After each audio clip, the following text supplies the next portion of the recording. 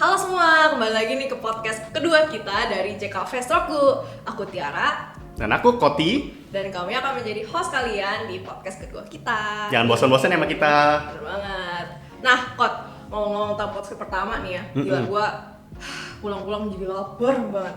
Iya, aku juga sama. Iya. Ngomongin makanan sih kita ya. Makanya, konsumsi mana? Konsumsi. Aduh, mana nih konsumsi? Ya maaf. Aduh, tapi yang ngomongin podcast pertama, lo inget gak sih tentang okonomiyaki? Kenapa tuh okonomiyaki? Nah, tau gak kalau okonomiyaki itu bukan khas di Osaka doang, tapi ternyata ada khas di Hiroshima juga. Bedanya apa? Bukannya okonomiyaki kayak taruh-taruh aja gitu, kelar gitu, jadi gitu pasti kan? Jadi bedanya itu ada di cara masaknya. Kalau misalnya okonomiyaki di Osaka, dia itu cara masaknya dengan cara campur-campur bahannya nih. Habis itu nanti dimasak. Kalau misalnya Hiroshima, di mereka lebih kayak kue lapis. Jadi bahannya ditumpuk, nanti dipencet, digepengin, terus baru dimakan gitu. Keras nggak sih digepeng gitu nanti? Akhirnya keluar semua kan? Tapi enak kan jadi crispy gitu. Kosong bu, yang ada. Tapi kan gede banyak. Oh, kalau misalnya mereka kurang kenyang, mereka bisa tambahin mie biasanya. Bisa tambahin mie, atau nggak soba, atau nggak yang lain. Makan 2 hari itu ya? Satu duduk, sekali duduk harus makan 2 hari gitu. Kayaknya itu apply buat kita anak kampus ya. Oh iya, makan sekali kelar 2 hari. Ngomong tadi kan lo udah ngomong tuh tentang di okonomiyaki pakai mie biar gak kenyang tuh. Iya, benar. Gila ya. Tapi biasa jadi mie yang mereka pakai itu apa bisa tahan kalau dipencet gitu kayak kata lo. Kayak yakisoba gitu. Iya sih, benar sih, bisa mie yakisoba. Ada juga ya mie ramen ya kadang ya. Cuman kalau mie ramen itu nggak banyak orang pakai, soalnya mie ramen kan terlalu lembek gitu ya, takutnya ya rusak gitu kan. Oh, tapi ngomong-ngomong ramen keren ya. Nah, Walaupun kayak apa kan, walaupun tadi lo bilang kan lembek, jadi kayak dia nggak bisa baik pakai. Tapi dia juga kayak variasi banyak gitu. Padahal kalau mie ramen kan cuma ramen tambah kuah gitu kan. Bener. Variasi itu bisa baik banget. Kayak misalnya di daerah Tokyo, yang kalau di situ variasi mie mereka gitu. Mereka bikin kayak keriting-keriting kayak bakmi di sini gitu lah ya. Terus kalau misalnya kayak di daerah Fukuoka, mereka pakai mie-nya yang lurus, yang kayak biasa kita lihat-lihat gitu kan kalau di toko-toko. Terus ada juga tuh misalnya kayak yang di Sapporo, mereka pakai sup base-nya yang pakai miso. Jadi nggak pakai kaldu gitu, mereka pakai miso sebagai sup base yang kenceng banget sih kan ya. Oh iya sih. Tapi karena kenceng mereka kayak bukan perang apa sih katanya? Oh tuh. Kayak melawan rasa kenceng itu pakai mie yang tebal, mie yang lebih tebal gitu. Iya, supaya balance lah ya gitu. Feel lebih balance. Nah, terus walaupun ramen kayak beragam gitu ya, tapi sebenarnya tuh perbedaannya tuh minim banget loh. Nah, dari misalnya contoh ada Sugaru ramen nih. Sugaru ramen tuh dari Sugaru, daerah Aomori. Nah, bedanya tuh di kaldunya Sugaru ramen ini kaldu ikan teri. Kalau misalnya ramen-ramen di Tokyo gitu, pakainya kaldu katsuobushi. Tahu nggak lu katsuobushi apa? Apaan lagi tuh? Lu bikin kata-kata ya? Kagak, lu tau takoyaki yang di atas ada yang gini-gini. Gini-gini. Gini. Apa ini? Tahu yang gerak-gerak. Orang terus yang dansa. suka- Tempat cuci bu. Tempat cuci gini. Itu katsuobushi yang mirip sepihan serutan kayu. Serutan. Serutan. Jadi kita makan kayu. Bukan enggak ikan ya, dari ikan. Oh dari ikan. Iya. Oh, terus gue inget juga ada tuh namanya aburasoba. Dia itu kayak mie goreng, bukan mie goreng, mie kering. Mie kering yang biasanya kalau misalnya kita dengar mie di Jepang itu kan biasa berkuah gitu ya. Jadi kayak unik gitu loh, ada namanya aburasoba terus mie kering. Mie kering gimana maksud lu? Mie kering kayak ramen yang paketan gitu misalnya? Enggak, jadi tuh mie kering jadi ya bener-bener gak ada kuah, cuman mungkin ada kayak minyak gitu. Itu kayak mie kita, mie ayam tanpa kuah. Oh, seret ya? Seret ya? Tapi ngomong-ngomong ya, kan tadi kita ada ngomongin tentang ramen gitu kan. Kemarin nyata gua ada salah info di podcast 1. Mohon maaf ya semua, mohon maaf. Apa? Coba benerin informasinya. Aduh, marah sih ibu. Aduh. Jadi kemarin itu di podcast 1 gua ada ngomong kalau orang di Jepang ditangkap karena mereka bikin ramen gitu kan. Terus dibikinnya pasti pasar gelap. Tapi sebenarnya bukan gini mereka ditangkap. Mereka tuh ditangkap karena dulu ada aturan nggak boleh jual beli makanan gitu. Kayak mereka boleh bikin makanan sendiri gitu yang lain-lain, tapi nggak boleh kayak dijual belikan, nggak boleh dibagi-bagi gimana gitu. Nah terus mereka untuk kayak nge-counteract dari hal itu, mereka coba di pasar gelap karena mereka kan mau cari nafkah gitu kan. Jadi mereka jual di sana. Terus di sana akhirnya kan nanti mereka ketangkep pasar gelap, makanya mereka ditangkep. Dan jadi bukan karena mereka nggak boleh bikin ramen. Mohon maaf ya sekali lagi ya. Nggak apa-apa, dimaafin. Yang penting Koti di sini udah membenarkan ya informasi yang salah kemarin. Tapi lucu aja sih ya, masa mereka ditangkap gara-gara tepung itu tuh nggak boleh dibikin selain roti gitu ya, terus nggak boleh diperjualbelikan gitu. Ngambekan mereka. Ngambekan ya emang. Ngomong, kalau ramen agak menarik gitu ya. Dia variasinya bebas gitu kayak tadi udah gue ngomong. Kayak mie-nya sama kuahnya bisa bebas, tapi kalau misalnya kayak cara makannya nyata nggak bebas loh. Kenapa nggak bebas? Maksudnya apa tuh? Lebih kayak gimana ya, kalau misal di toko Jepang aslinya gitu, biasa sih kayak dianjurkan gitu ya. Kalau lu makan sambil bikin suara gitu, kayak misalnya bunyi gitu kan. Nah itu soalnya jadi kayak nunjukin kalau lu hormat gitu kepada chefnya, berarti lu nganggap makanan dia enak. Tapi kalau di sini padahal beda cerita gitu ya. Gua kalau kayak gitu di rumah kayak bakal ditendang sama emak ya gitu ya, dari rumah gitu ya. Dia ada itu juga ya, sendal melayang gitu. Tapi gara-gara ngomongin makanan lagi, gue jadi kayak agak lapar ya.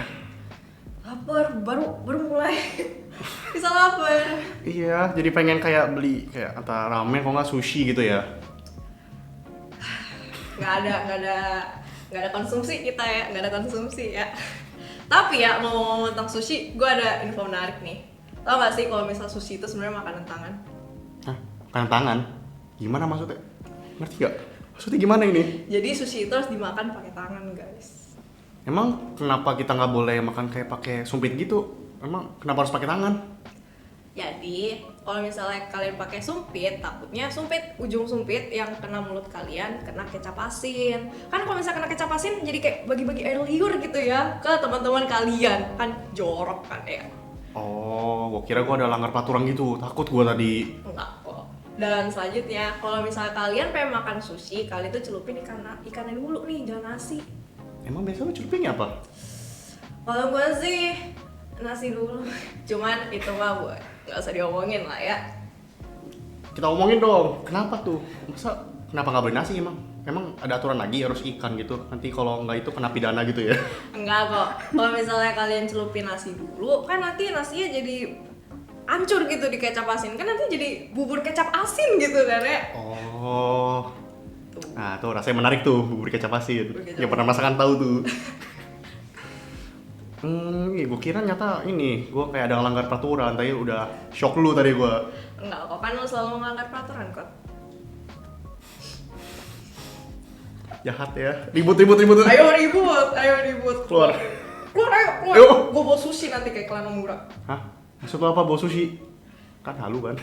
Gue nggak halu. Jadi ceritanya klan Omura tuh dulu selalu bikin sushi yang atasnya telur dadar, terus telur dadar diiris-iris gitu. Kalau misalnya mereka menang perang. Jadi waktu menang perang, mereka makan tuh sushinya. Oh. Terus kalau misalnya mereka kalah gimana? Disita kali ya, terus dikasih ke anak-anak gitu. Udah lo makan tuh nanti tuh sushi. Gua nggak menang, lo yang makan. Kayak anak kecil gitu ya, dihukum mereka ya? Iya. Ya lu pergi ke pojokan sana, lu nggak dapat makanan ini. Lu sampai jam 7 nggak boleh makan. Iya, sedih banget. Ya udah deh. Gimana kalau kita ngomongin tentang hidangan yang lagi viral? Oh, viral? Ada banyak sih. Kayak kan, yang mana yang maksud lu kan? Ada kayak misalnya yang kayak keto sandwich itu kan ya? Yang dari paprika kan? Nggak pahit apa ya makannya ya? Pahit sih ya, paprika doang gitu. Iya kan biasa pahit gitu kan, kalau lu makan paprika aja gue nggak demen, biasa gue buang. Iya. Terus ada juga kayak misalnya cloud bread kan tuh yang dari putih telur, kayak telur goreng nggak sih rasanya? Kayaknya nggak dibumbuin soalnya mungkin ya. Iya kan langsung kayak panggang aja telur Iya. kan. Terus kan juga ada tuh kayak misalnya yang banyak kontroversi sampai sekarang nih, yang sushi pizza tuh. Nah itu tuh yang pengen gue omongin. Tapi lu tau gak sih sebenarnya sushi pizza itu udah ada dari dulu. Hah, maksudnya gimana dari dulu udah ada? Jadi sushi pizza dulu itu nasi yang dibentuk bulat, habis itu atasnya dikasih ikan. Dan itu sushi pizza versi dulu yang namanya Masu Sushi dari Toyota. Oh, Masu Sushi. Lucu ya, kayak keren gitu, kayak dulu udah ada gitu kan. Iya, Ternyata bener adaptasi banget. gitu kan.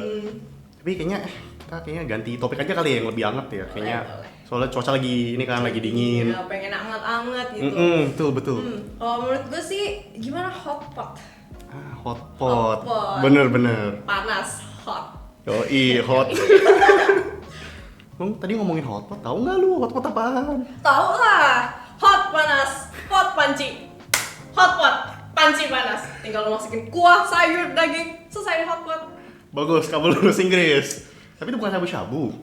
Jadi tuh ada nih bedanya ya. Kalau misalnya hot pot itu tinggal lu masukin kuah, sayur, daging, semuanya lu pengen makan tuh, terus lu lupain aja. Kayak lu lupain perasaan gue. Nggak bisa lupain kok. Lu selalu ada stay di hati gua. Jangan gombal loh. Nah, bedanya sama shabu-shabu, kalau shabu-shabu itu lu celupin dagingnya terus kayak lu gantungin aja gitu kan ya.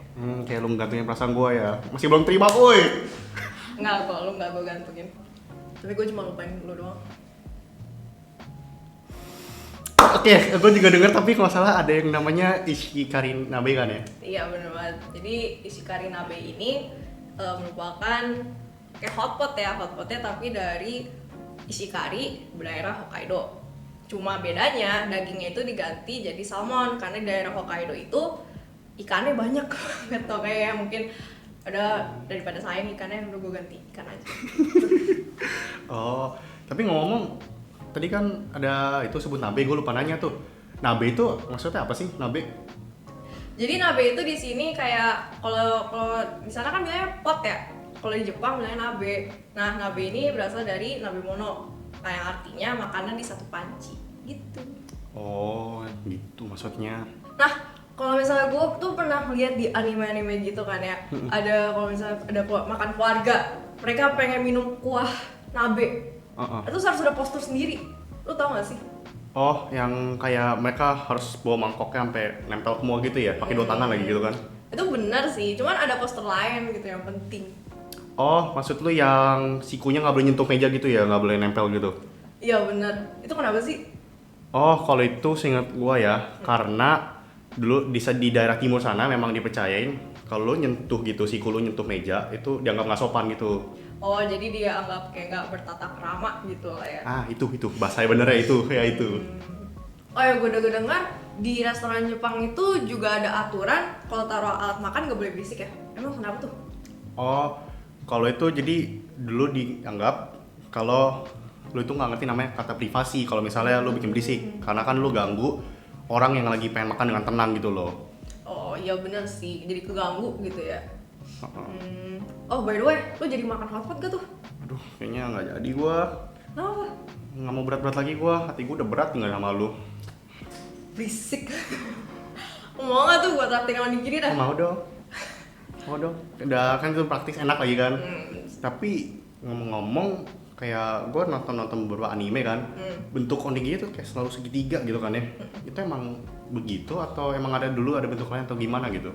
Oh sebenarnya sih onigiri tuh emang bentuk segitiga yang terkenal, terus emang ya udah mainstream gitu lah ya. Soalnya nasinya aja tuh bisa beda-beda, bisa ada yang pakai nasi putih, ada yang nasi merah, ada juga bentuk dulu tuh bentuknya ada yang lonjong gitu kan ya, namanya onigirazu gitu. Jadi bermacam-macam lah onigiri. Tapi kira-kira begitu sih kekhasan dari beberapa makanan di Jepang. Ternyata banyak banget ya, kita padahal cuma nyebutin beberapa gitu kan, variasi dari suatu makanan. Tapi itu kayak banyak banget gitu ya, khas dari per daerah. Ternyata emang budaya sama nilai historis Jepang gede gitu ya. Iya banyak banget sih yang bisa kita pelajarin ya. Tapi sayangnya podcast kita sampai di sini dulu. Ya. Sedih. Iya sedih. Tapi gak apa-apa guys, kita serunya masih ke bawah nih sampai ke IG. Jadi abis ini kita masih ada nih quiz nih di post di IG JKFest Women di jam 5. Bagi yang belum follow IG JKFest, tagnya adalah JKFest Women, JKFest_Women. Bisa lihat di sini. Kalau gitu saya Koti dan aku Tiara mengucapkan terima kasih. Sampai jumpa dan ingat, learn before you eat. Sampai rumah ini, Madami Masyo. Arigatou Arigatou gozaimasu. gozaimasu.